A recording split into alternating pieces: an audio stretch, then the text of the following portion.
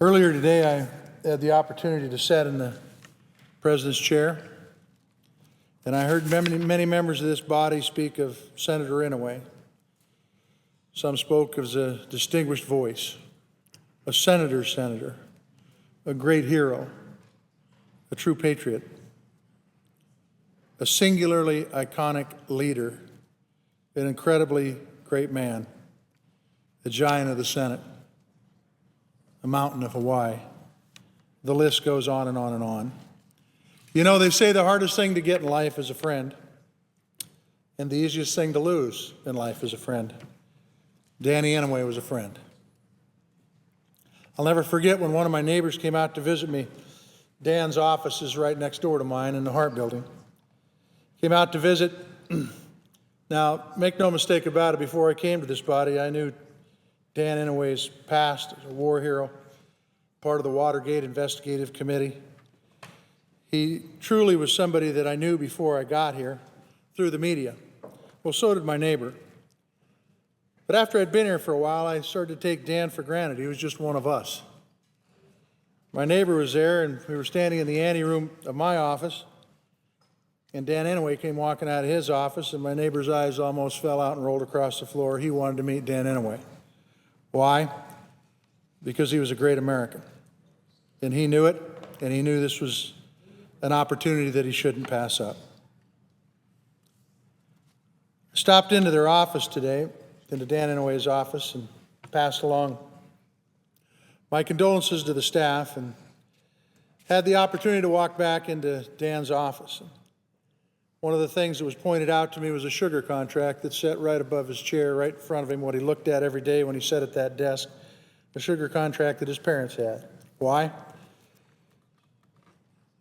So he didn't forget where he came from.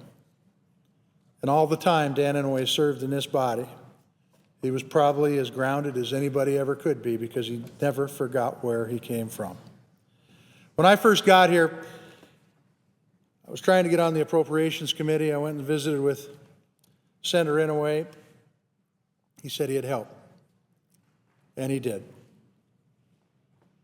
When Dan Inouye went to Montana, well, actually he was going to Cody, Wyoming a few years ago. He flew into Billings, Montana, drove down to Cody for a veterans event.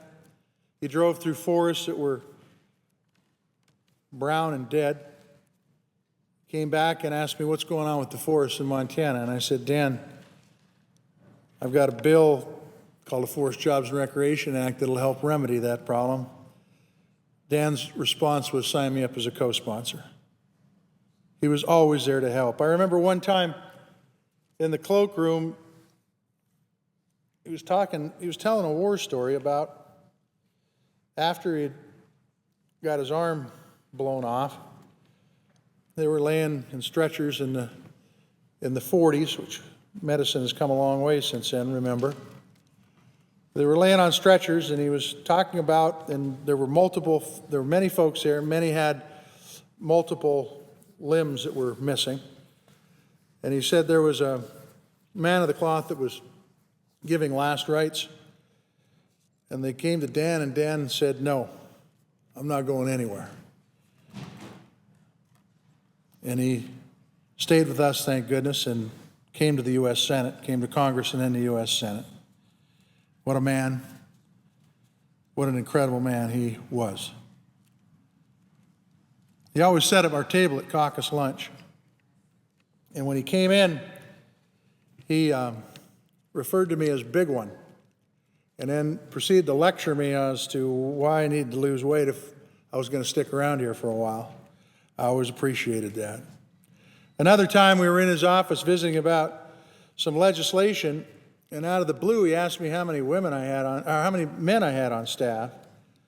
And I was going down the list counting them, and he says, you know how many I got? I said, no. He said, I got 2. It's because women are better. That was Dan Inouye. He also had a connection to probably every state in the Union. Montana was no exception. He always spoke of Mike Mansfield with great passion. And when I was in his office earlier today, on the wall, he had a picture of Ted Stevens and LBJ, Warren Rudman, and of course, Mike Mansfield. And on that picture, Mike Mansfield, then Majority Leader, had written to my friend, Senator Dan Inouye, with admiration, respect, and affection. I can't say it any better.